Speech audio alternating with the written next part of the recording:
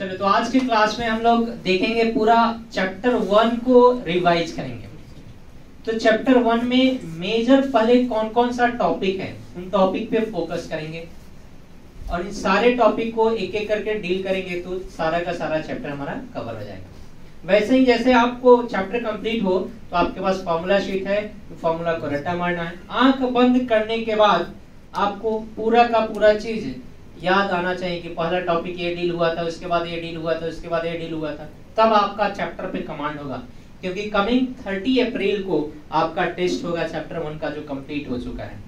तो कमिंग 30 अप्रैल को टेस्ट होगा, इस बात का ध्यान रखेंगे। और वे वन शॉट वीडियो है जो बहुत अच्छे से देखेंगे, स्ट्रेट अपराइट बैठे एकदम से, और बोर्ड पर ही देखना है। ये कहानी हो सकता है कि 45 मिनट तक चले, हो सकता है 40 मिनट तक चले, हो सकता है 30 मिनट तक चले, लेकिन स्ट्रेट अपराइट प्योर अटेंशन के साथ कहानी देखो। क्या होता है, कहानी सुनते सुनते नींद आता है, तो नींद नहीं आना, नींद नहीं लेना है। पूछा जाए तो रिस्पॉन्स यस और नो देना है। सबसे पहले इस पूरे चैप्टर 1 को अगर हम लोग मेजर टॉपिक में बांट दें, मेजर टॉपिक में, तो चैप्टर 1 का सबसे पहला जो टॉपिक स्टार्ट होता है वह हमारा चार्ज, जिसको हिंदी में बोलते हैं आवेश। क्या बोलते हैं? आवेश। सर पहले चैप्टर का नाम तो लिख लीजिए। तो चैप्टर का नाम है electric charge and field. Electric charge and field, Hindi में बोलते हैं इसको विद्युत आवेश एवं क्षेत्र। विद्युत आवेश एवं विद्युत क्षेत्र या सिंपल क्षेत्र बोल सकते हैं। अब देखिए पहला जो टॉपिक हमारा स्टार्ट होता है किससे? चार्ज से। अब चार्ज में क्या क्या डील करना होता है? तो चार्ज का डेफिनेशन, परिभाषा। पहला टॉपिक चार्ज में क्या डील करते हैं? डेफिनेशन। डेफिनेशन बोले तो परिभाषा कि चार्ज किसे कहते हैं, हम लोग देखेंगे भी। एक एक करके पहले टॉपिक लिख लेते हैं। उसके बाद चार्ज का कहानी, हिस्ट्री। हिस्ट्री के चार्ज कितने तरह का होता है, किसने बांटा, किसने खोजा, क्या किया, हिस्ट्री। हिस्ट्री बोले तो आवेश का इतिहास, है ना। उसके बाद हम लोग पढ़ते हैं मेथड ऑफ चार्जिंग, आवेशन के गुण। मेथड ऑफ चार्जिंग, किसी भी वस्तु पर चार्ज नहीं है तो उसको कैसे चार्ज किया जाए, आवेशन के गुण। और फोर्थ एंड लास्ट जो चार्ज से रिलेटेड आपको पढ़ना है, बेसिक प्रॉपर्टी या फंडामेंटल प्रॉपर्टी भी बोलते हैं, basic properties of charge. Hindi में बोलते हैं आवेश के मौलिक गुण। आवेश के मौलिक गुण, इसकी संख्या 3 होती है और आपको इसके अतिरिक्त भी गुण बताया गया था, लेकिन ये 3 प्रॉपर्टी आपको बहुत अच्छे से याद होना चाहिए। तो जब हम आवेश टॉपिक पढ़ते हैं, चार्ज पढ़ते हैं, तो मोटा मोटी बस चार्ज से 4 चीज याद हो जाए, उसके बाद कुछ भी याद करने की जरूरत नहीं है कि चार्ज कहते किसको हैं। चलिए, तो आप भी जानते हैं किसी भी वस्तु पर इलेक्ट्रॉन की कमी या अधिकता के कारण, कोई वस्तु है इस पर इलेक्ट्रॉन ज्यादा हो जाए या इलेक्ट्रॉन कम हो जाए, दोनों कंडीशन में उस पर क्या डेवलप हो जाता है? चार्ज। और चार्ज जिस यंत्र के सहायता से हम लोग कहते हैं कि ऑब्जेक्ट बॉडी चार्ज है कि नहीं है, तो उस यंत्र, जिस यंत्र की सहायता से देखा जाता है कि किसी ऑब्जेक्ट पे चार्ज है कि नहीं है, आवेश है कि नहीं है, उस यंत्र को हम लोग नाम देते हैं विद्युतदर्शी। क्या नाम देते हैं? विद्युतदर्शी। एज फॉर एग्जांपल, कि मान लेते हैं कि इस मार्कर पे, अभी इस मार्कर पे कोई चार्ज नहीं है, कैसे पता चलेगा? तो सर ये इस बॉडी को जैसे इसे टच कराएंगे तो क्या इस स्वर्ण पत्ती जो है, पन्नी है, इसमें कोई विचलन हुआ? नहीं। अब हम लोग इसको बाल से रगड़ेंगे। किससे रगड़ेंगे? बाल से। तो क्या हुआ? इलेक्ट्रॉन, बाल का कुछ इलेक्ट्रॉन प्लास्टिक के जो मार्कर है उस पे चला गया, तो बाल हमारा पॉजिटिवली चार्ज हो गया और प्लास्टिक का मार्कर नेगेटिवली चार्ज। और देखिए आपको विचलन दिखाई देगा, दिखाई दे रहा है विचलन? नहीं दिखाई दिया? डेविएशन जैसे दिखाई दिया, मींस ये बॉडी क्या था? चार्ज हो गया था। बॉडी क्या था? चार्ज। फिर से न्यूट्रलाइज कीजिएगा तो डेविएशन नहीं होगा, फिर से पत्ती नीचे। इस यंत्र को कैवेंडिश नाम के साइंटिस्ट ने बनाया था। इस यंत्र को बोलते हैं गोल्ड लीफ इलेक्ट्रोस्कोप या सिंपल इलेक्ट्रोस्कोप भी बोल सकते हैं। हिंदी में बोलते हैं स्वर्ण पत्र या स्वर्ण पन्नी विद्युतदर्शी। ऐसा यंत्र जिसकी सहायता से किसी वस्तु पर आवेश उपस्थित है कि नहीं ये मापा जाए, उसी को हम लोग क्या नाम देते हैं? ये पता कराया जाता है कि इस पर आवेश है या नहीं। ये नहीं पता कराया जाता है कि कितना आवेश है। ज्यादा होगा तो कंपेयर करेंगे, ज्यादा डेविएशन होगा, कम होगा तो कम डेविएशन होगा।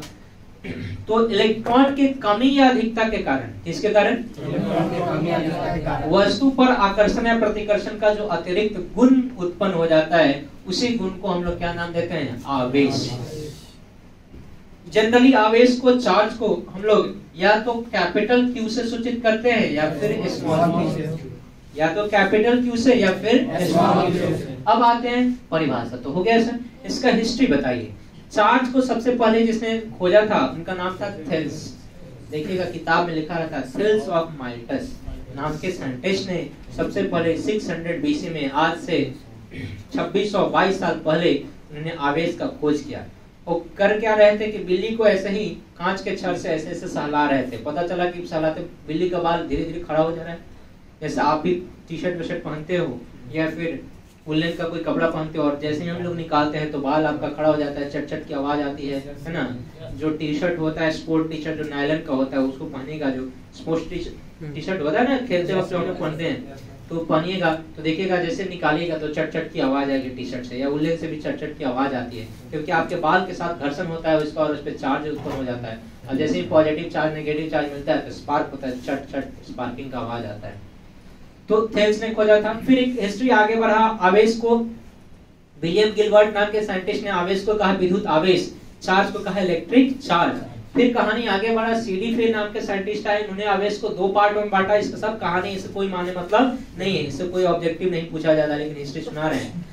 तो सीडी फ्रे ने 2 पार्ट में बांटा, एक को कहा रेजिनस, एक को कहा विट्रस। विट्रस इसलिए कहा कि विट्रस एक्चुअली क्या होता है, जो ग्लास का छड़ होता है, कांच की जो छड़ होता है, ग्लास रॉड होता है, इस रॉड को हम लोग ग्रीक भाषा में विट्रम बोलते हैं। ग्लास को क्या बोलते हैं? विट्रम। और ग्लास पर उत्पन्न चार्ज को हम लोग बोलते हैं विट्रस। तो देखा गया कि मान लो 500 ऐसा ऑब्जेक्ट हो जाएगा जिसपे चार्ज उत्पन्न कर सकते हैं, तो सब में अस लगाते रहेंगे। तो कहा कि नहीं, गलत है। तो बेंजामिन फ्रैंकलिन नाम के साइंटिस्ट आए, उन्होंने आवेश को कितने पार्ट में बांटा? 2 पार्ट में। और टिल नाउ आज तक हम वही पढ़ते हैं कि आवेश 2 तरह का होता है, चार्ज 2 तरह का होता है। कौन कौन? पॉजिटिव चार्ज, नेगेटिव चार्ज, धन आवेश एवं ऋण आवेश। तो पॉजिटिव चार्ज का हिस्ट्री हम समझ गए। अब चार्ज को जनरली क्यू से सूचित करते हैं, कैपिटल क्यू या स्मॉल क्यू। अब चार्ज की बात करेंगे, हिस्ट्री में हम लोग देखें, चार्ज का ऐसा यूनिट कूलम होता है। क्या होता है? कूलम।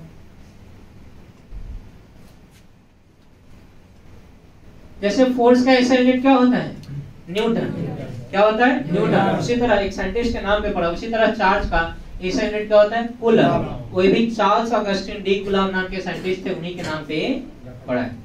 इसके बाद चार्ज का ऐसा यूनिट जान गए। चार्ज का और भी यूनिट है, थोड़ा सा इसको बता दिया जाएगा डिटेल में। अब ऐसा यूनिट के बाद चार्ज की बीमा, जिसको हिंदी में डायमेंशन, इंग्लिश में डायमेंशन बोलते हैं और हिंदी में क्या बोलते हैं? बीमा। ये बहुत बार काम आता है, याद रखिएगा। चार्ज का डायमेंशन या तो 80 होगा या फिर 90।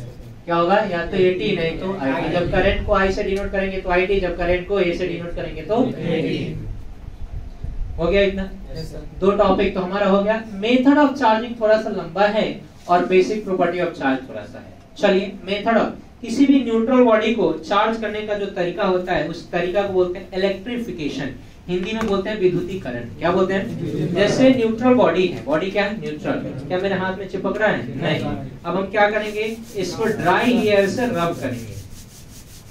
क्या करेंगे?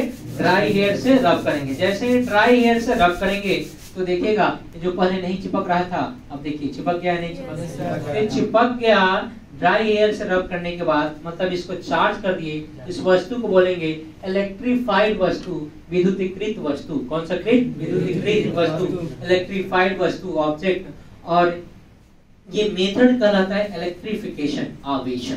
क्या कहलाता है? आवेशन। अब ऐसे ऐसे कितनी विधियां हैं, मेथड्स अगर हैं तो कितना मेथड्स है?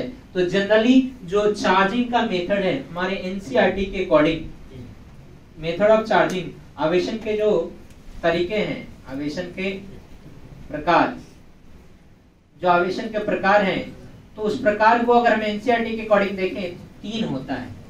क्या है? 3। पहला को हम लोग बोलते हैं फ्रिक्शनल मेथड, जिसका एग्जांपल आपने अभी देखा। फ्रिक्शनल मेथड को ही बाई रबिंग भी बोला जाता है। क्या बोला जाता है? By rubbing. हिंदी में इसको बोलते हैं घर्षण विधि। कौन सा विधि? इस विधि में क्या होता है कि कुचालक, कुछ निश्चित कुचालक वस्तु को आपस में एक दूसरे से रब किया जाता है। जैसे ही रब किया जाता है तो एक पे पॉजिटिव चार्ज और एक पे नेगेटिव चार्ज। राइट हियर पे पॉजिटिव आ गया होगा, देखिए फिर से घस के बता देते हैं कि इस पे क्या आ गया होगा? पॉजिटिव, और इस पे नेगेटिव। तभी जा देखिए चिपक गया, बाल से भी चिपक गया, गिर नहीं रहा है। तभी पॉसिबल है कि बाल से भी चिपक जाए जब इस पे कौन सा चार्ज हो? नेगेटिव। इस पे पॉजिटिव, इस पे भी चिपक गया। Yes sir. अब देखिए, तो कहने का मेरा मतलब था कि बॉडी चार्ज था, चिपक गया। इस पे चिपकने का रीजन कुछ और होता है, बाल पर चिपकने का रीजन कुछ और होता है। इस पर क्या होता है कि ये अनावेशित है, तो इसमें इलेक्ट्रॉन, इस पर जो इलेक्ट्रॉन होता है और इसके प्रोटॉन को अट्रैक्ट करता है या इलेक्ट्रॉन को दूर भगा देता है। तो इसी मार्कर, इसी बोर्ड में एक साइड पॉजिटिव आ जाता है, एक साइड नेगेटिव, इसी कारण से चिपक जाता है। इसी कारण से क्या होता है? या कागज का टुकड़ा भी पहले से चार्ज नहीं होता है, जैसे उसको संपर्क में लाया जाता है तो उसका एक सिरा पॉजिटिव हो जाता है, एक सिरा नेगेटिव। पॉजिटिव वाला नेगेटिव से चिपक जाता है, या नेगेटिव वाला रहेगा तो पॉजिटिव से चिपक जाएगा। यही होता है। बाद बाकी हमारा बाल चार्ज, कौन चार्ज है? बाल। और ये भी चार्ज है, लेकिन ये चार्ज है, ये चार्ज नहीं है। या फिर एसी पर भी डाल देंगे तो ये भी चिपक गया, कहीं भी डाल दीजिएगा तो चिपक जाएगा, इवन हाथ में भी चिपक गया। इसका मतलब नहीं कि हमारा हाथ चार्ज है, नहीं, चार्ज नहीं है, ये न्यूट्रलाइज कर दिया। ये क्या कर दिया है? ये न्यूट्रल है, और इससे रिपल्सन या नेगेटिव चार्ज है, यहाँ पे नेगेटिव चार्ज को दूर भेज दिया, पॉजिटिव चार्ज को पास ला दिया, पोलराइज हो गया, तो एक पॉजिटिव और नेगेटिव वजह से हमारा क्या हो गया? चिपक गया। यस और नो? चलो, तो इस मेथड को हम लोग क्या नाम देते हैं? घर्षण विधि। इसमें खास बात, बाल हमारा क्या है? कुचालक। ये भी क्या है? कुचालक। ग्लास रॉड क्या है? कुचालक। इसमें बोले थे 2 पेयर कम से कम याद रखना। ग्लास को, किसको? ग्लास को अगर हम लोग रब करते हैं, किससे? कैटफर से। किससे? कैटफर। ग्लास पे पॉजिटिव, कैटफर पे नेगेटिव। एक बार और देखते हैं, ग्लास को अगर हम सिल्क क्लॉथ के साथ रब करते हैं, किसके साथ? ग्लास का मतलब कांच की छड़, ग्लास का मतलब कांच की छड़ को रेशम के टुकड़े के साथ रब करेंगे तो कांच पर क्या होगा? पॉजिटिव, और रेशम पर क्या होगा? नेगेटिव। बगुआ खदेरन खड़ा होगा, खड़े रहिए, नींद खींच रहा है। अभी बोले हैं कि नींद मत खींचना, कहानी सुनेगा, यस नो बोलेगा, नहीं बोलेगा तो नींद आएगा। इस बात को पर ये अमल नहीं किया है, लेढ़ा उल्लू गधा खड़ा रहता पूरा क्लास। अब इस ग्लास रॉड को जैसे सिल्क क्लॉथ से जोड़ेंगे तो इस पे क्या? पॉजिटिव, और सिल्क पर क्या? नेगेटिव। सर कैसे याद रहेगा? या इसी ग्लास रॉड को कैटफर से रब करेंगे तो इस पे पॉजिटिव है, कैटफर पे नेगेटिव। सर कैसे याद रहेगा? तो देखो, शीशा में अपने आप का को देखता है, जनरल शीशा में, सैलून के शीशा में देखते हैं तो स्मार्ट लगते हैं कि नहीं? नहीं बोल रहा है। तो शीशा में देखने में पॉजिटिव फीलिंग आता है कि नेगेटिव? पॉजिटिव। याद रखना, शीशा क्या होगा? Positive, always positive. चाहे सैलून बहुत बड़का हो चाहे छोटा हो, दोनों सैलून में जाएगा तो समझेगा कि वाह, शाहरुख खान कैसे फिल्म बनाई, हमरा जगह रिप्लेस कर दी। सलमान खान बूढ़ा गया, उसको नहीं बनाना चाहिए, हम ही को ले लेता। ऐसे फीलिंग होगा, होता है नहीं? तो पॉजिटिव आता है कि नेगेटिव? लेकिन बिल्ली नेगेटिव होता है, बिल्ली काट देता है रास्ता तो चल जाता है। तो बिल्ली को क्या समझा जाता है? पॉजिटिव कि नेगेटिव? गांव समाज में थोड़ा सा बिल्ली क्या समझा जाता है? याद रखना, बिल्ली के खाल या कैटफर पे कौन सा चार्ज? नेगेटिव, और ग्लास पे दूसरा। वही सिल्क पर क्या है? नेगेटिव, और ग्लास पे पॉजिटिव। 2 पेयर बता दी। एक और पेयर बताते हैं, ड्राई हेयर, सूखा बाल। मान लीजिए आपके सर पर बाल है तो पॉजिटिव फीलिंग है कि नेगेटिव? पॉजिटिव। बालें उड़ जाए तो टोपी लगा के रहिएगा, नहीं बोल रहा है। तो ड्राई हेयर आपको क्या, हेयर क्या दे रहा है? पॉजिटिव। सब कुछ और थोड़ा डिटेल बता दीजिए। हम क्या डेली शैम्पू करा, क्या करा? जिस दिन तुम करता है शैम्पू, लगता है कि तुम्हारा ही बाल है, नहीं लगता है कि अजय देवगन वो है, सलमान खान तो ही है, नहीं। जिस दिन तेल उल पोत के आएगा तो लगेगा कि बाप रे 2-4 दिन से बुखार में था, नहीं लगता है, नहीं। तो जैसे ही आप शैम्पू कीजिएगा तो हेयर ड्राई हो जाता है। क्या हो जाता है? हेयर ड्राई, और तब थोड़ा सा आप स्मार्ट लगते हैं। तो याद रखना, पॉजिटिव फीलिंग है कि नेगेटिव? और दूसरा पेयर याद रखोगे, दुनिया में इन्वायरमेंट के लिए, पर्यावरण के लिए, प्लास्टिक नेगेटिव की पॉजिटिव? तो प्लास्टिक पे कौन सा चार्ज? और प्लास्टिक से ही बनता है कॉम, मार्कर, ये सारा चीज किससे बनता है? प्लास्टिक से। तो प्लास्टिक पे नेगेटिव और ड्राई हेयर पे पॉजिटिव। अब पहला मेथड हो गया, इसमें 3 मेथड बताए थे, दूसरा मेथड बता रहे हैं। इसको बोलते हैं कंडक्शन मेथड, चालन विधि, कंडक्शन मेथड। इसी का एक और नाम है by physical contact, by physical contact. अब by physical contact conduction method को हम लोग बोलते हैं चालन विधि।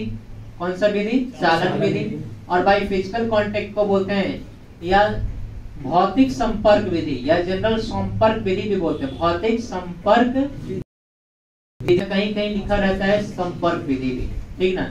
इसमें क्या होता है कि एक वस्तु जो पहले से चार्ज नहीं है, ये चार्ज नहीं है, आपको दिखाई दे रहा है, वोल्टेज इधर उधर नहीं हो रहा है तो चार्ज नहीं है।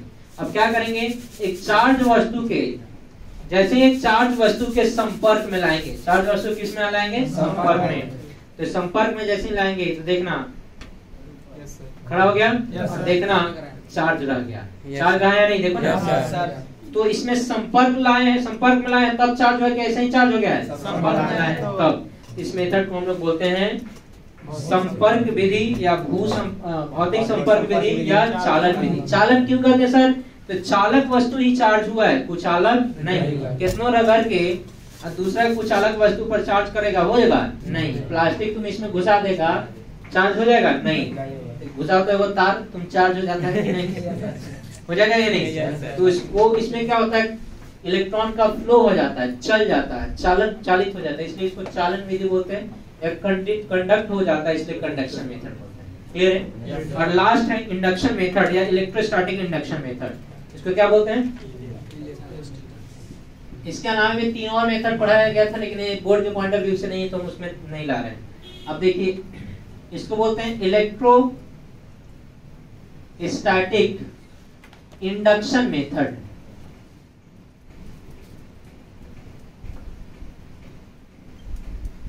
हिंदी में इसको प्रेरण विधि बोलते हैं। कौन सा विधि? प्रेरण विधि।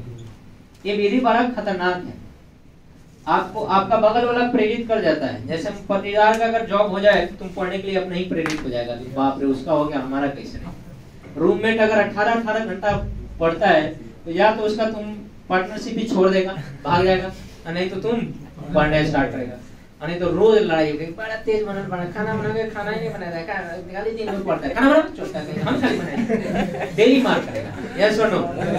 नहीं तो तुम भी पढ़ना स्टार्ट कर देगा, तो तुम या तो मोटिवेट हो जाएगा, नहीं तो एक्स्ट्रा ही मोटिवेट हो जाएगा, भाग जाएगा। अब देखिए कैसे मोटिवेट करेंगे, एक चार्ज ऑब्जेक्ट है, लेकिन मोटिवेशन के लिए बगल वाला क्या, अब बगल वाला के चपरासी में नौकरी होगा तो तुम मोटिवेट नहीं होगा। बगल वाला आईएएस बन जाए तो तू जरूर कुछ न कुछ जरूर निकालेगा, डिट्टो है। अगर बगल वाला तुम्हारा आईएएस बन जाएगा तो तुम्हारा कोई ना कोई जॉब, गवर्नमेंट जॉब फिक्स ही है, तुम निकाल ही नहीं, इतना मोटिवेट हो जाएगा। तो इस पर बहुत ज्यादा चार्ज है।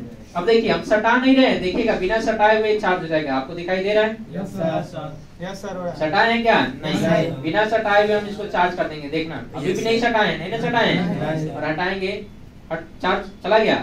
फिर से कुछ देर अगर रख देंगे बिना सटाए हुए, देखो अभी भी नहीं सटा रहे हैं, कुछ देर रख देंगे तो देखिएगा क्या हो जाएगा, चार्ज हो जाएगा। सटाया नहीं है, याद रखना, सटाया नहीं है, नहीं दिखाई दे रहा है, दिख रहा है, चार्ज हो गया। yes, बिना सटाए हुए yes, नहीं बोल रहा है। yes, बिलीव करो। अब तुम कहेगा ना सर फिर से एक बार दिखा दीजिए, तो देखो ये न्यूट्रल हो गया, दिखाई दे रहा है? yes, न्यूट्रल हो गया।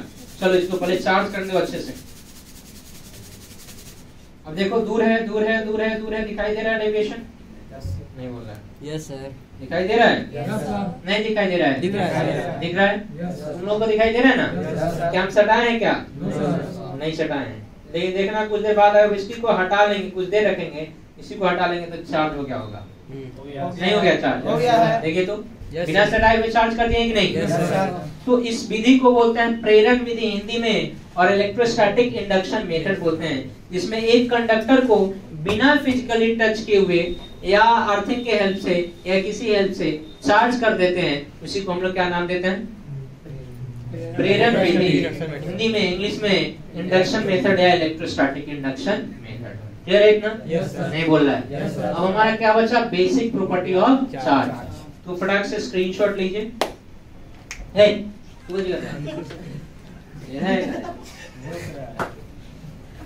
तुम लोग को लेना है फोटो तो फोटो ले लो, है ना?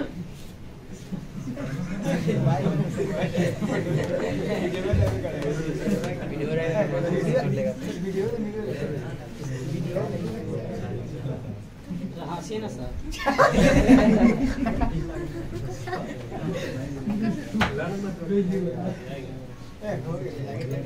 उतना खतरनाक पर्सनालिटी नहीं है कि मुस्कुरा देंगे तो 500-600 लेकर बढ़ जाएगा।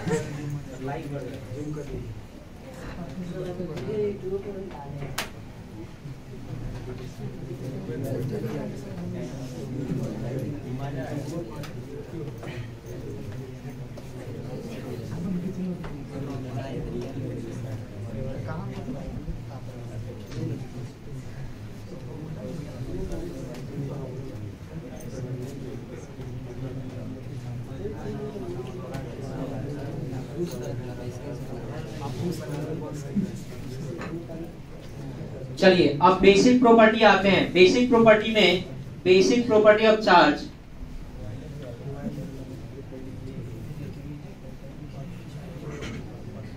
आवेश के मौलिक या मूलभूत गुण में ये 3 तरह का गुण होता है। सबसे पहला एडिटिविटी ऑफ चार्ज, आवेश की योज्यता का गुण। दूसरा होता है कंजर्वेशन ऑफ चार्ज, आवेश के संरक्षण का गुण। और तीसरा होता है क्वांटाइजेशन ऑफ चार्ज, आवेश के क्वांटमीकरण का गुण। इसमें तीसरा में एक फॉर्मूला होता है Q = प्लस माइनस n। यहाँ चार्ज निकालने के लिए अगर n निकालना है तो लिखते हैं mod Q/E। E का वैल्यू फिक्स होता है, E का वैल्यू कभी चेंज नहीं होता, E का वैल्यू फिक्स होता है। कितना? E का वैल्यू फिक्स है। अब कभी n निकालना है या कभी Q निकालना है, याद रहेगा? चलो तो सर इसको कहते क्या है एक बार आप बता दीजिए। देखिए, charge is a scalar quantity, so it can be added by simple algebraic method. This property is known as additivity of charge. आवेश एक अदिश राशि है। आवेश कौन सा राशि? अदिश राशि। अतः इसे चिन्हों को ध्यान में रखते हुए समान बीजगणितीय विधि द्वारा जोड़ा जा सकता है। जोड़ने के इसी गुण को हम लोग क्या नाम देते हैं? आवेश को कभी भी घटाया नहीं जा सकता है। और आवेश को घटा दिया जाएगा तो गड़बड़ा जाएगा, तब तो एडिटिविटी वर्ड आएगा ही नहीं, योज्यता वर्ड आएगा ही नहीं। योज्यता का गुण इसको बोलते हैं। किसका गुण? योज्यता का गुण। कंजर्वेशन ऑफ चार्ज को हम लोग बोलते हैं आवेश के संरक्षण का गुण। तो हम लोग कहते हैं for an isolated system total amount of charge is always constant. किसी विलगित निकाय, ऐसा निकाय जिससे बाहर अंदर कुछ नहीं हो रहा है, मान लो इस क्लास में बैठा हुआ है, ना तुम बाहर जाओ ना बाहर से कोई आए, तो ये विलगित निकाय बोलते हैं। क्या बोलते हैं इसको? विलगित, आइसोलेटेड सिस्टम। तो किसी विलगित निकाय के लिए आवेश का कुल मान हमेशा नियत होता है। आवेश के इसी गुण को हम लोग क्या बोलते हैं? आवेश के संरक्षण का गुण, और इंग्लिश में कंजर्वेशन ऑफ चार्ज। अब तीसरा और लास्ट, ये इंपॉर्टेंट है, क्वांटाइजेशन ऑफ चार्ज। बोलते हैं कि charge always found as the integral multiple of charge of electron. Q always found out as integral multiple of charge of electron. This property is known as quantization of charge. आवेश हमेशा electron के आवेश के पूर्णांक गुणज के रूप में होता है। आवेश के इसी गुण को क्या बोलते हैं? क्वांटमीकरण का गुण कहते हैं। इस प्रॉपर्टी से 2 फॉर्मूला आता है। चार्ज निकालना हो तो प्लस माइनस n। सर कब प्लस कब माइनस? इलेक्ट्रॉन ज्यादा हो जाएगा तो माइनस, इलेक्ट्रॉन कम हो जाएगा तो प्लस। या किसी बॉडी से इलेक्ट्रॉन चला गया तो उस पे पॉजिटिव, और जिसमें चला गया उसको नेगेटिव। यस और नो? और तीसरा क्या, आपको इसी में n निकालना हो तो Q/n निकालना होगा तो क्या कीजिएगा? क्लियर है इतना? अब हम आते हैं मेजर जो टॉपिक है, इसका भी स्क्रीनशॉट लेना है तो आप लोग पॉज करके, वीडियो पॉज करके स्क्रीनशॉट ले लीजिए। मेजर जो टॉपिक है हमें कूलम्स लॉ देखना है। कौन सा law? Coulomb's law. Coulomb's law से ही हमारा स्टार्ट होता है प्रॉपर ढंग से न्यूमेरिकल्स। कूलम्स लॉ को 3 फॉर्म में पढ़ेंगे। कितने फॉर्म में पढ़ेंगे? 3। तो सबसे पहले कूलम्स लॉ होता क्या है देखते हैं। कि मान लो पॉजिटिव चार्ज है और ये नेगेटिव चार्ज है, तो एक दूसरे को खींचेगा। कितना फोर्स से खींचेगा इसको बताया था कूलम नाम के साइंटिस्ट ने। हाँ, अगर अपोजिट चार्ज है तो अट्रैक्ट करेगा, और सिमिलर चार्ज है तो रिपेल करेगा। इसको बहुत सारे साइंटिस्टों ने बताया था। बेंजामिन फ्रैंकलिन ने भी बताया था, कैवेंडिश ने भी बताया था, बहुत सारे साइंटिस्टों ने बताया नेचर के बारे में कि कौन चिपक जाएगा, कौन दूर भाग जाएगा। लेकिन क्या नहीं बताया था कि कितना फोर्स से अट्रैक्ट करेगा और कितना फोर्स से रिपेल करेगा। इसको बताया था किसने? Charles Augustin de coulomb. उन्होंने कहा था कि मोटा मोटी अगर आप दो चार्ज ले लेते हैं, एक चार्ज Q1 लीजिए, दूसरा चार्ज Q2 लीजिए, और इनके बीच का डिस्टेंस R हो, तो फोर्स दो चीजों पर डिपेंड करता है। पहला निर्भर करता है पहला चार्ज और दूसरा चार्ज, दोनों के परिमाण के गुणनफल के। इसको स्टेटमेंट के तौर पर भी देखेंगे। दूसरा कहा कि दूसरा दूरी पर डिपेंड करता है, वो भी स्क्वायर फॉर्म में कि कुछ और स्क्वायर फॉर्म में, और इन दोनों को कंबाइन करके फोर्स का फॉर्मूला F इक्वल टू बताया गया K Q1 Q2 by R square. K को बोला कूलम्ब्स कांस्टेंट, K का वैल्यू 9 × 10 टू द पावर क्या होता है 9 newton metre square upon coulomb square. और Q1 Q2 हमेशा विदाउट साइन पुट करते हैं। R जो दूरी है वो मीटर में पुट करते हैं कि सेंटीमीटर में? मीटर में। कभी भी सेंटीमीटर में पुट नहीं बोल रहा है। अब सर आ गया, ये तो बेसिक है। हमने कहा कि हाँ और भी है K के बारे में। K का सिर्फ एक ही वैल्यू नहीं होता है, एक तो होता है 9 × 10 टू द पावर 9। K का वैल्यू सीजीएस में देखिएगा तो 1, और K का एक और वैल्यू होता है 1/4 एप्सिलॉन नॉट को बोलते हैं निर्वात की विद्युतशीलता, परमिटिविटी ऑफ फ्री स्पेस, और इसका फार्मूला होता है, इसका वैल्यू होता है 8.854 × 10 to the power -12 coulomb square upon newton metre square. Epsilon naught की बात करेंगे तो सिर्फ दो ही यूनिट नहीं होता है coulomb square upon newton metre square, एक और यूनिट होता है फैराड पर मीटर। जो हम लोग चैप्टर पढ़ रहे हैं ना, उसी में एक बार आएगा कैपेसिटेंस, तो वहाँ कैपेसिटेंस कैसे यूनिट फैराड होता है, तो फैराड पर मीटर भी एप्सिलॉन नॉट का यूनिट आएगा। कूलम्ब्स लॉ क्या कहता है कि दो बिंदु आवेशों के बीच या तो आकर्षण या प्रतिकर्षण बल लगेगा, तो दो बिंदु आवेशों के बीच लगने वाला बल का परिमाण आवेशों के परिमाण के गुणनफल के समानुपाती तथा उनके बीच की दूरी के वर्ग के गुणनफल। Q1 गुणनफल है, देखो तो Q1 Q2 के समानुपाती है, मतलब दोनों ऊपर है, और एक ऊपर है और एक नीचे है, तो वेग समानुपाती होगा कि समानुपाती हो जाएगा?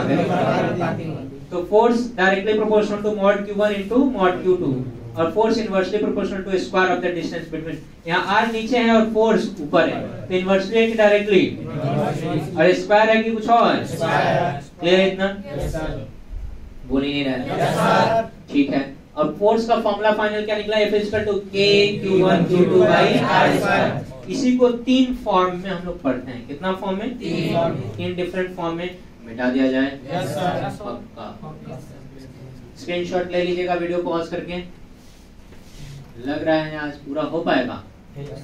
Let's see.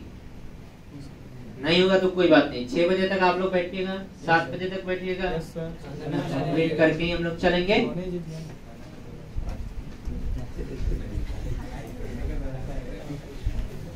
कूलम्ब्स लॉ का मेनली हम लोग 3 फॉर्म पढ़ेंगे। कितना फॉर्म? 3। किसका? सर एक स्केलर फॉर्म जो अभी लिखा है आपने, एक वेक्टर फॉर्म और एक मीडियम। कितना फॉर्म पढ़ेंगे? 3। कौन कौन? स्केलर, सीएल मतलब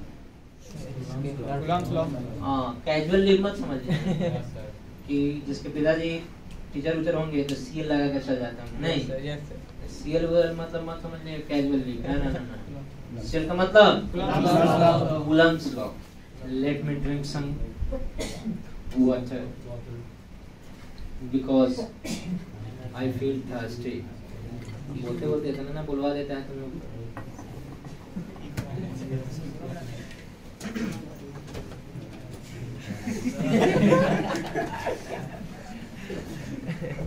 चैन से पानी पिएगा। सर हम लोग पानी नहीं पिए।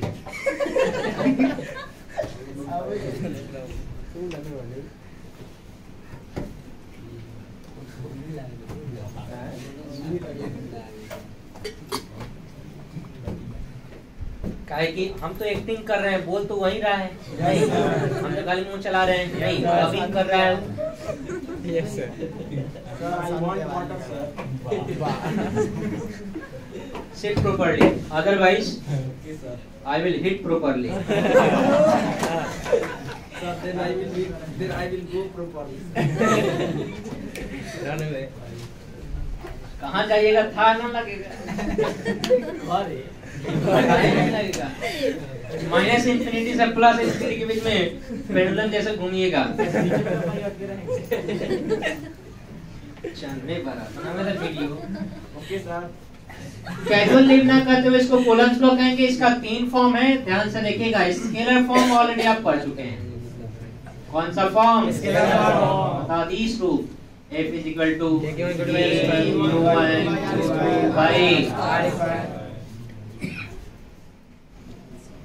अब आता है वेक्टर फॉर्म। वेक्टर फॉर्म में भी 3 रूप है। वेक्टर मतलब वेक्टर वाला k q1 q2 by r square. कौन सा? f, आसान वाला यूनिट वेक्टर के टर्म में f। दूसरा f is equal to k q1 q2 by RQ और यहाँ पर वेक्टर R। स्क्वायर के बदले Q और यहाँ पर वेक्टर कैप के बदले क्या हो गया? R। और इसी का एक और फॉर्म होता है पोजीशन वेक्टर के टर्म में F is equal to K Q1 Q2 R2 minus R1 upon R2 minus R1 के मॉड का बस फॉर्मूला याद रखना है। क्या याद रखना है? फॉर्मूला। अब चलिए हम लोग आते हैं मीडियम में, किसी माध्यम में कूलम्ब का नियम तो यही रहेगा, लेकिन वैल्यू घट जाता है। वैल्यू क्या हो जाता है? घट जाता है। और वैल्यू क्या हो जाता है? ध्यान से देखो, Fm इज इक्वल टू याद रखना है 1/4 pi epsilon m Q1 Q2 by R square. Sir क्या क्या कर दिए सर? यहाँ k लिख रहे थे, कितना अच्छा खासा। तो हमने कहा कि k का एक और वैल्यू होता है क्या? 4 पाई एप्सिलॉन नॉट। तो हवा रहेगा तो नॉट और माध्यम रहेगा तो m। बाद में आपको इसी को रिप्लेस कर देते हैं। Fm इज इक्वल टू लिखते हैं 1/4 pi epsilon not epsilon r Q1 Q2 by R square. और फिर हम इसको k के टर्म में भी बदल सकते हैं कि Fm is equal to k Q1 Q2 by R square और एक्स्ट्रा क्या आ जाता है? Epsilon r। एप्सिलॉन r क्या होता है? तो रिलेटिव परमिटिविटी, आपेक्षिक विद्युतशीलता। और बोर्ड में बीआर बोर्ड में ER का वैल्यू दो बार पूछा हुआ है। ER का वैल्यू वाटर के लिए, जल के लिए 80.4 लगभग 81 भी यूज करते हैं। और एयर मतलब हवा के लिए बोल बच्चा 1।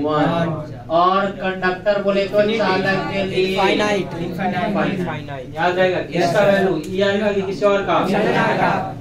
ER नहीं बोलेंगे, एप्सिलॉन r बोलेंगे। ER मतलब इंजीनियर, एप्सिलॉन r मतलब रिलेटिव परमिटिविटी, आपेक्षिक विद्युतशीलता। बीआर बोर्ड में पूछा हुआ है बारंबार, तो आप याद रखिएगा। बोल ही नहीं रहा है। इसी में एक रिलेशन आता है Fm और Rm में। देखो मीडियम जो डिस्टेंस होता है, एयर डिस्टेंस का रूट ER टाइम्स होता है। कितना? Root ER times. कौन सा डिस्टेंस? Medium distance. और फोर्स जो होता है, मीडियम जो फोर्स होता है एयर में, फोर्स का कितना होता है? ER। एयर में फोर्स का क्या होता है? ER। तो याद रखना है दोनों लेफ्ट में क्या है? M की कुछ और दोनों राइट में क्या है? R रहेगा तो क्या लिखेंगे? Root over ER। और फोर्स F रहेगा तो ER। बोलो ER। याद रखेगा? बोल ही नहीं रहा। ये आ गया आपका कूलम्ब्स लॉ कंप्लीट 3 फॉर्म में। स्केलर, वेक्टर, मीडियम, सदिश, अदिश, सदिश और माध्यम। पक्का? वीडियो पॉज करके स्क्रीनशॉट लीजिए।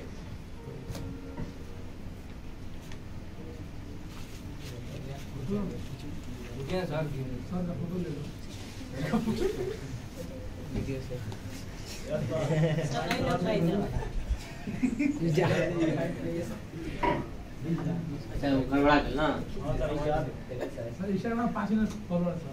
किसका? सूरज का सर। कौन है सूरज? 5 मिलियन फॉलोअर बा। नहीं सर, 5 मिलियन सर की फोटो दिखने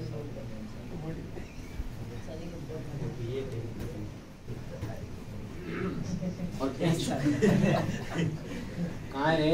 पोस्ट रख दिया कर ना। रुको यहाँ टाई भी लगा। कहाँ पर टाई? सर टाई फिलॉसफी मत समझ ले। पढ़ेगा वो बहुत ज्यादा फिलोसफी मारे क्यों चल रहे हो।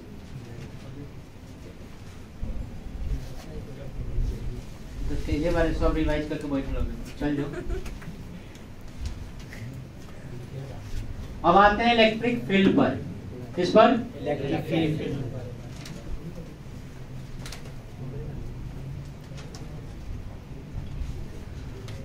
इलेक्ट्रिक फील्ड से तीन चीज जुड़ा हुआ है, इलेक्ट्रिक फील्ड, फील्ड लाइंस और फील्ड फ्लक्स। क्या क्या? इलेक्ट्रिक फील्ड, फील्ड लाइंस और फील्ड फ्लक्स। अगर मान लेते हैं कि एक चार्ज है, दूसरे चार्ज Q1 को Q2 को फोर्स लगा रहे हैं, तो कहां तक लगाएगा?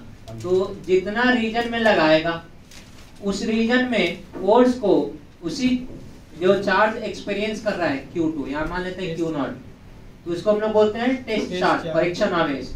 तो फोर्स को अगर हम लोग टेस्ट चार्ज से डिवाइड कर दें तो नया राशि प्राप्त होता है जिसको बोलते हैं इलेक्ट्रिक फील्ड स्ट्रेंथ, और ये वेक्टर क्वांटिटी होता है। इलेक्ट्रिक फील्ड स्ट्रेंथ या इलेक्ट्रिक फील्ड इंटेंसिटी भी बोलते हैं, विद्युत क्षेत्र तीव्रता या विद्युत शक्ति भी बोलते हैं। इसको किससे सूचित करते हैं? E से, और इसका फॉर्मूला क्या होता है? F/Q0। चलिए E के बारे में कुछ भी वो जानते हैं कि एक वेक्टर है कि स्केलर है? वेक्टर है, सदिश राशि है। ऐसा यूनिट की बात करेंगे तो ऐसा यूनिट होता है न्यूटन पर कूलम या समटाइम्स वोल्ट पर मीटर। हम इस चैप्टर में देखेंगे वोल्ट पर मीटर कैसे हो गया। ऐसा यूनिट के बाद डायमेंशन, डायमेंशन का बोले तो बीमा, बीमा पर आते हैं। बीमा होगा ML/T -3 A -1।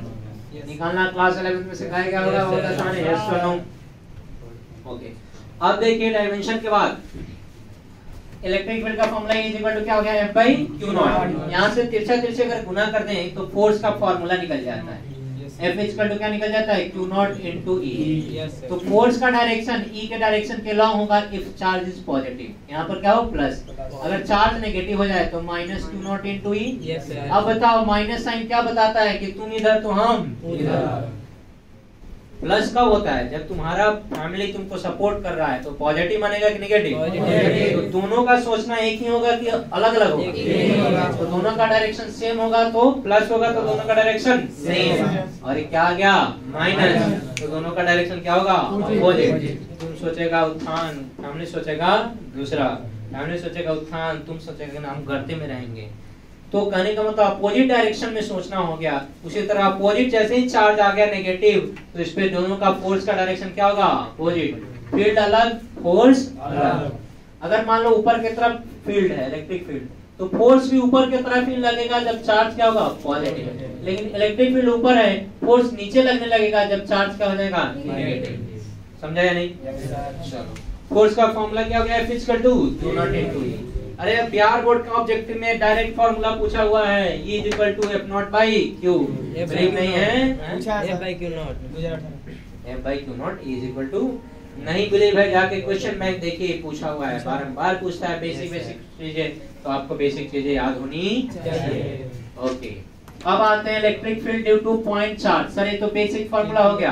पॉइंट चार्ज के लिए क्या होगा? तो KQ/R²। क्या होगा? KQ/R²।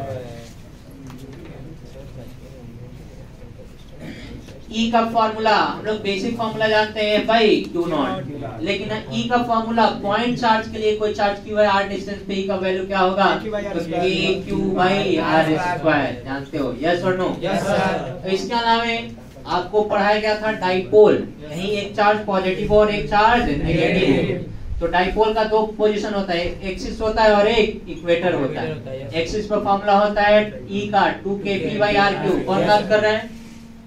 E का क्या फॉर्मूला होता है? 2kp/r³। एक्सिस पे, एक्सिस को बोलते हैं हिंदी में अक्ष, नहीं बोलना है। और इक्वेटर मतलब निरक्षीय या विषुवतीय स्थिति में क्या होता है? E का फॉर्मूला kp/r³।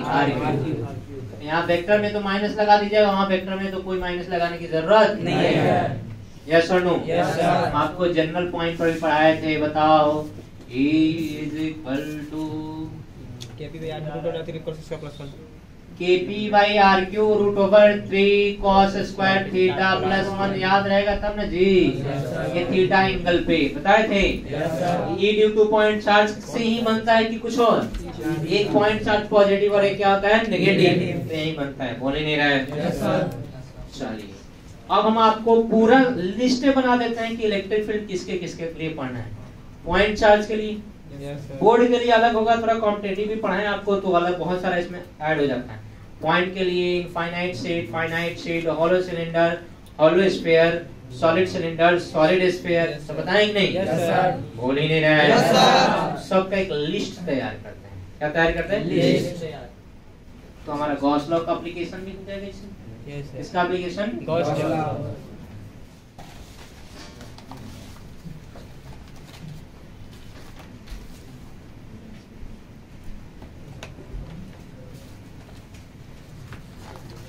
एनर्जी की जरूरत महसूस हो रहा है इसका। पॉज करो तो वीडियो। चलिए लिस्ट बनाते हैं, देखते जाइएगा। पहला पॉइंट चार्ज के लिए, किसके लिए? Point charge. पॉइंट चार्ज के लिए फॉर्मूला क्या होता है? AQ/R²। दूसरा चलिए फाइनाइट रॉड, सीमित आवेश, सीमित रॉड के लिए या छड़ के लिए, फाइनाइट रॉड की अगर हम बात करेंगे तो इसका दो कंपोनेंट होता है, ऊपर वाला एंगल अल्फा, नीचे वाला एंगल बीटा। तो दो इलेक्ट्रिक फील्ड का दो कंपोनेंट होता है, एक परपेंडिकुलर होता है k λ/r sin alpha plus sin beta, और एक होता है पैरेलल, इसका फॉर्मूला होता है cos beta k λ/r cos beta minus cos alpha. अच्छा, जो लोग पढ़े होंगे उन्हें आइडिया होगा, जो लोग नहीं पढ़े उनको आइडिया नहीं होगा। तीसरा इनफाइनाइट रॉड। अगर हम बात करें इनफाइनाइट रॉड की तो इसका फॉर्मूला होगा E इंफिनिटी का 2k λ/r। अब लगे हाथ इनफाइनाइट रॉड और इससे जुड़ा हुआ 3-4 चीज याद रखिएगा।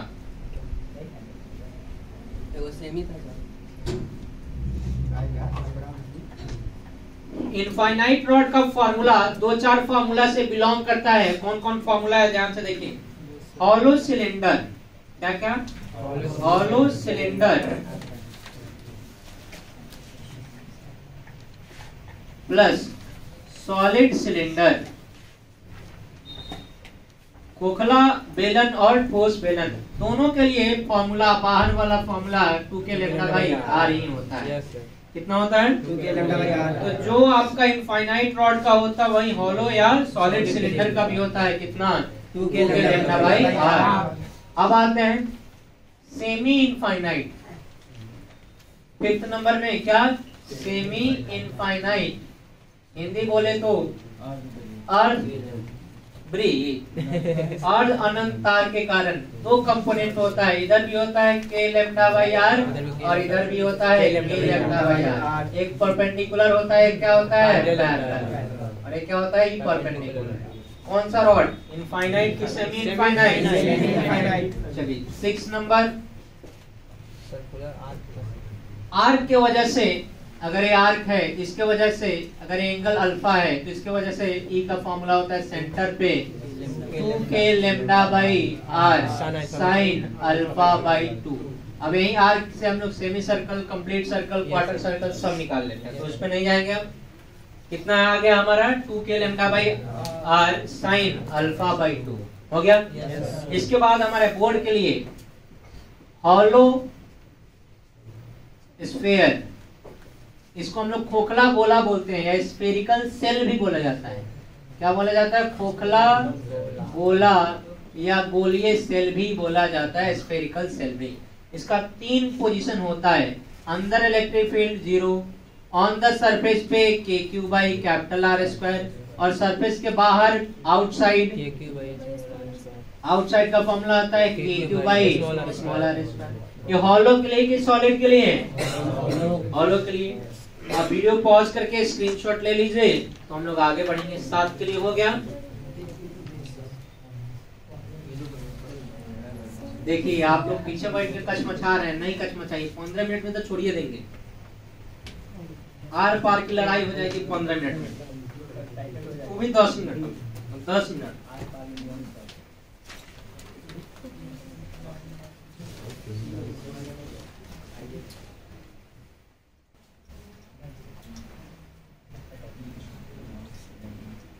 चलिए देखा जाए।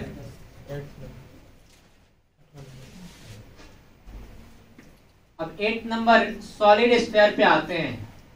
सॉलिड स्फीयर, ठोस गोला पर, ठोस गोला पे फिर से बाहर on the surface same formula निकलेगा, K Q by R square, surface पे बी ई आउटसाइड का फॉर्मूला, आउटसाइड का क्या फॉर्मूला था, के क्यू बाई स्मॉल आर, दोनों का वैल्यू सेम था, लेकिन ई इनसाइड का वैल्यू यहाँ पर होगा रो आर बाई 3 एप्सिलॉन नॉट, क्या होगा, रो आर बाई, और चार्ज के टर्म में देखेंगे तो यही इलेक्ट्रिक फील्ड का फॉर्मूला निकल जाएगा, K Q by K Q small R upon capital R Q.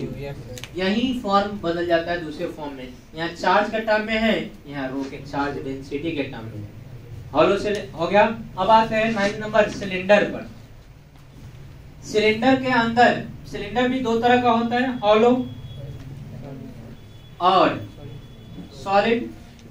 तो कहोगे सर आपने तो सिलेंडर लिखा है, बिल्कुल, बाहर हम देख ही नहीं रहे हैं, अंदर देख रहे हैं, अंदर इलेक्ट्रिक फील्ड।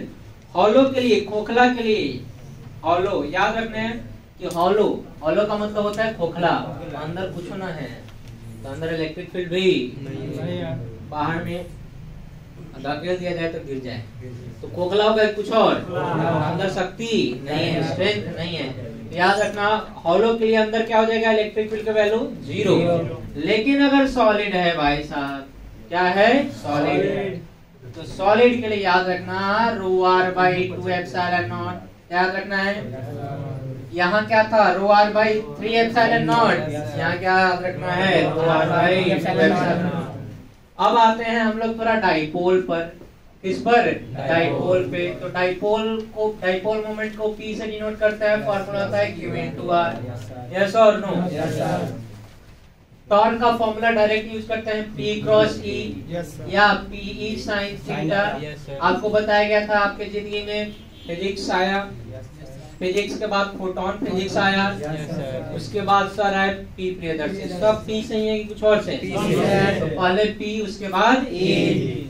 चलिए टॉर्क का फॉर्मूला होगा, और बता ही दिया गया है आपको इलेक्ट्रिक डाइपोल 3 पॉइंट पे, एक्सिस पे क्या होगा, जनरल पॉइंट थीटा पर क्या होगा, और इक्वेटर पर क्या होगा। एक्सिस पे फिर से रिपीट कर दो, 2kp बाई आर क्यू, और इक्वेटर पे kp बाई आर क्यू, और जनरल पे kp by R Q root over 3 cos square theta plus 1। Yes और नो, यस सर, कोई डाउट, नो सर, कहीं से कोई कंफ्यूजन, नो सर। तो ये था गॉस लॉ का भी एप्लीकेशन हो गया। किसका एप्लीकेशन, इसमें जितना भी आप इलेक्ट्रिक फील्ड निकाले हो, किसी कभी गॉस लॉ के हेल्प से निकाले हैं, किसके हेल्प से, और कभी जनरल हेल्प से, जनरल डेरिवेशन किया है या नहीं, स्क्रीनशॉट ले लेना वीडियो पॉज करके। अब फिर हम लोग आते हैं last point, field lines, flux और गॉस लॉ। कौन कौन law, field lines, flux and Gauss law. बस लास्ट के 10 मिनट पेशेंस रखिए, 1 घंटे का वन शॉट होगा, भरपूर देखिएगा, 1 घंटा में पूरा चैप्टर कंप्लीट। और नया चैप्टर कंप्लीट होते होते 3 बार, 4 बार, 5 बार, 6 बार, 10-10 बार देखिए। भले ही उतना सुंदर चेहरा नहीं है मेरा कि आप 2 बार, 4 बार, 5 बार देखिएगा, 1 बार देखिएगा, उसके बाद कहेगा वही कहानी कहानी क्या देखे सर, कुछ इंटरटेनिंग होता तो हम मानते हैं इस बात को, लेकिन पढ़ने के लिए कम से कम, हाँ, वीडियो पलट दिया मोबाइल के, हेडफोन लगा लिया, कम से कम बात ही सुनना। तुमको चेहरा देखने का मन नहीं होगा, कोई बात नहीं, बात तो सुन सकता है ना रे, नहीं बोल रहा है, क्योंकि देखेगा कि वही सब कहानी फिर लिख रहे हैं, रुआर बाई 12 सर, क्या सर, बस कोई बात नहीं, वीडियो चला के देखिएगा, क्योंकि जब तक नहीं देखिएगा जो चीजें बोला जा रहा है एटलीस्ट वो भी तो याद होगा। अब याद होना बहुत जरूरी होता है, हर एक चैप्टर पे कमांड होना बहुत जरूरी है। तो चलिए हम लोग आते हैं, देखो फोर्स के डायरेक्शन को बताने के लिए माइकल फैराडे नाम के एक साइंटिस्ट थे, उन्हें काल्पनिक रेखाओं का मतलब काल्पनिक रेखाओं को सोचा, और उन्होंने जो रेखा सोचा काल्पनिक रेखा को, लाइन को, वो लाइन हो सकता है स्ट्रेट हो और हो सकता है टेढ़ा हो, स्ट्रेट भी हो सकता है और हो सकता है कि वक्र भी हो, कर्व भी हो, क्या हो, कर्व। तो इस लाइन को हम लोग बोलते हैं इमेजिनरी लाइन होता है जो फोर्स के साथ साथ फील्ड के भी डायरेक्शन को बताता है, उस इमेजिनरी लाइन को हम लोग नाम देते हैं इलेक्ट्रिक फील्ड लाइंस। एक और नाम है इलेक्ट्रिक लाइंस ऑफ फोर्स। क्या नाम है? विद्युत क्षेत्र रेखाएं या विद्युत बल रेखाएं। तो विद्युत बल रेखाएं क्या कहेंगे हिंदी मीडियम वाले, आप याद रखिएगा कि वैसी काल्पनिक रेखाएं, वैसी काल्पनिक सतत रेखाएं सीधी या वक्र हो सकती है। क्या लिखिएगा? वैसी काल्पनिक सीधी या वक्र सतत रेखाएं जो विद्युत क्षेत्र के साथ साथ विद्युत बल के भी दिशा को बताता है, उस काल्पनिक रेखा को क्या बोलते हैं? विद्युत क्षेत्र रेखा या विद्युत बल रेखा। तो अगर इंग्लिश मीडियम वाले, it is the imaginary lines और curve which state about the direction of force as well as field. अब इसके प्रॉपर्टी पे आते हैं, फिर हम लोग फ्लक्स पे चलेंगे। प्रॉपर्टी आपको भले ही नोट्स में 10 प्रॉपर्टी लिखाया गया है, लेकिन 10 प्रॉपर्टी याद रखने की जरूरत नहीं है, कम से कम 5 जरूर लिखिएगा, क्योंकि कंडक्टर से रिलेटेड जो 4 प्रॉपर्टी 2 प्रॉपर्टी है वो आपको पढ़ना है फिर से चैप्टर 2 में जब कंडक्टर पढ़िएगा। चलिए तो फटाक से देखा जाए कि विद्युत क्षेत्र रेखा कहाँ से स्टार्ट होती है? पॉजिटिव से। कहाँ पे खत्म हो जाती है? नेगेटिव पे या इंफिनिटी पे, है ना। ये स्ट्रेट भी अच्छा कंटिन्यूअस है कि डिसकंटिन्यूअस? तो कंटिन्यूअस है। कहाँ से स्टॉप? पहले तो ओरिजिन जन्म हो गया कहाँ पर? पॉजिटिव पर। कहाँ खत्म हो गया? जन्म मरण करा दिया। जन्म होने के बाद लड़का का क्या गुण है? कंटिन्यूअस है कि डिसकंटिन्यूअस है? पता चलेगा। तो सतत है कि असतत है? कंटिन्यूअस है। कहता है कि किसी पॉइंट पर 2 फील्ड लाइंस भले ही हो, लेकिन दोनों का डायरेक्शन ना बताता है, नेट का डायरेक्शन बताता है। किसका डायरेक्शन बताता है? कहता है कभी भी देखो ये कभी भी एक दूसरे को इंटरसेक्ट नहीं करेगा। क्यों? क्योंकि इसके इंटरसेक्शन पॉइंट पे, इसके पहला प्रॉपर्टी क्या बताएं? कहाँ पे जन्म हुआ, कहाँ पे खत्म हुआ? कंटिन्यूअस की डिसकंटिन्यूअस? तीसरा नेट बताएगा कि किसी एक का। चलिए चौथा बात है कि किसी भी पॉइंट पे अगर टेंजेंट खींचते हैं, स्पर्श रेखा खींचते हैं, तो डायरेक्शन बताएगा फोर्स का और फील्ड का। किसका डायरेक्शन बताएगा? फोर्स और फील्ड का। फोर्स चार्ज हमारा होना चाहिए पॉजिटिव, तभी फोर्स का डायरेक्शन बताएगा। तो अब इसके बाद आपको क्या बताया गया है? 5 नंबर प्रॉपर्टी याद रखना है कि कभी भी एक दूसरे को नहीं काटता है। कभी भी एक दूसरे को नहीं काटता। Electric field lines never intersect each other because at intersection point there are 2 direction of the 2 tangent which state the 2 direction of electric field lines which contradict the concept of electric field. मतलब कभी भी विद्युत क्षेत्र रेखा एक दूसरे को प्रतिच्छेद नहीं कर सकते, क्योंकि प्रतिच्छेद बिंदु पर 2 स्पर्श रेखा खींची जाती है। मींस विद्युत क्षेत्र की 2 दिशाएं होती है कि एक? 2 जो संभव नहीं बोल रहा है। yes, उसके बाद याद रखना कि इलेक्ट्रिक फील्ड लाइंस का जो नंबर होगा वो चार्ज के डायरेक्टली प्रोपोर्शनल होगा, और इलेक्ट्रिक फील्ड जो होगा क्लोजनेस के डायरेक्टली प्रोपोर्शनल होगा।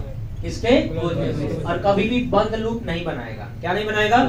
इलेक्ट्रिक याद रखिएगा चला पॉजिटिव से नेगेटिव की तरफ। कहाँ से चला? मतलब कहाँ से स्टार्ट होता है? कहाँ पे खत्म होता है? न काटा किसी को, न छुआ किसी को, मतलब ना इंटरसेक्ट करता है ना छूता है, और ना ही बनाया क्लोज लूप। न काटा किसी को, न छुआ किसी को, ना ही बनाया क्लोज लूप, चाहे छांव रहे चाहे धूप।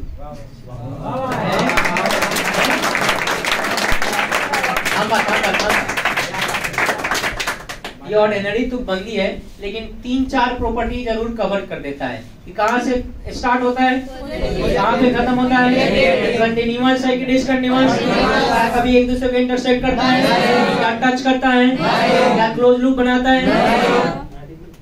4 तो ऐसे ही हो गया। 2 नंबर में पूछता है बिहार बोर्ड में, तो 4 को लिखेगा तो 2 नंबर नहीं देगा। घरों से कितना खिसिया के आएगा, झाड़ू बर्नी खा के आएगा, तो 2 नंबर तुमको देगा मास्टर। यस और नो? चलिए बहुत अच्छी बात है। अब हम लोग प्रॉपर्टी जान गए।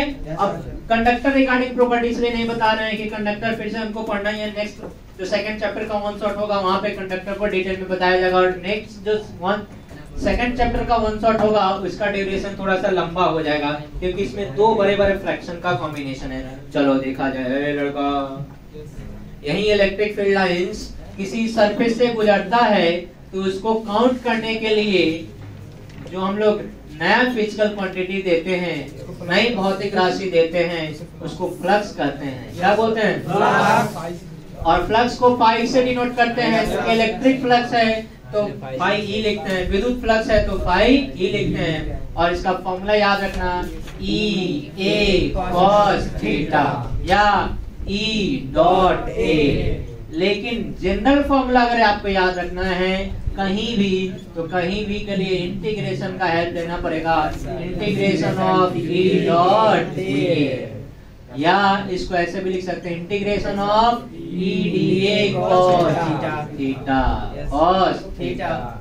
गोल इसलिए घेर दिया है कि क्लोज है। क्या है? क्लोज है। लाइन एक पूरा क्लोज होगा तभी नहीं एरिया बनेगा। अगर एक तरफ से लाइन खोल दिया जाए, पूछे कि बताओ इसका एरिया, कहेगा सर अगर खाना खा के आप नहीं आए, पूछो जब तक बंद नहीं नहीं बोल रहा है।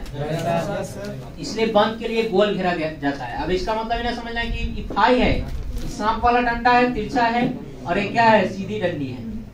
डंडी क्या है? सीधी। तो फ्लक्स का फॉर्मूला आ गया।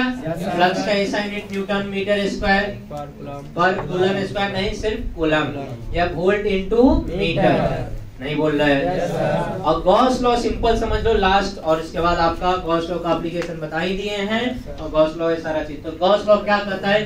फ्लक्स से संबंध रखता है। कहता है कि क्लोज सतह 3D फिगर होता है, या क्यूब हो सकता है, या क्यूबॉइड हो सकता है, या स्फीयर हो सकता है, कोई भी सरफेस है, कोई फर्क नहीं पड़ता है।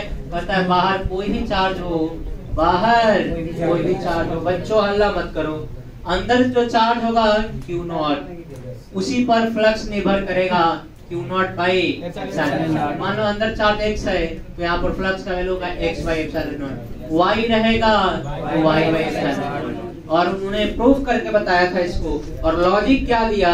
कहा कि देखो इससे जो फील्ड लाइन से 2 बार कट करेगा, और किसी भी सतह को अगर 2 बार कट कर दें, इसका मतलब क्या हो जाता है? 0। क्या हो जाता है? फ्लक्स 0। आप सोचिए ना, इसमें एक बार इधर से कट किए तो अंदर घुस गया, और एक बार निकल गया तो अंदर बचा क्या? कुछ नहीं। तो फ्लक्स क्या हो जाएगा? 0। एक बार पॉजिटिव एक बार नेगेटिव। तो जो भी फ्लक्स होगा अंदर वाले करंट के बाहर वाले करंट। गॉस लॉ कहता है according to the Gauss's law of electrostatics, the net flux through any closed surface is equal to the ratio of enclosed charge to that of permittivity of free space. Hindi medium वालों के लिए Gauss प्रमेय के अनुसार किसी बंद सतह से कुल फ्लक्स का मान जो होता है, कुल फ्लक्स का मान सतह के अंदर बंद आवेश तथा निर्वात के विद्युतशीलता के अनुपात के बराबर होता है। इसी को हम लोग क्या बोलते हैं? Gauss law. एप्लीकेशन तो देखना ही है पूरा अपने नोट्स में डिटेल में। गॉस लॉ का स्टेटमेंट बता दिए, एप्लीकेशन का जो आउटकम था वो सारा चीज बता दिया गया। यस और नो? Yes sir. तो इति श्री प्रथम अध्याय 1 शॉर्ट समाप्त। स्वाहा। 5 बार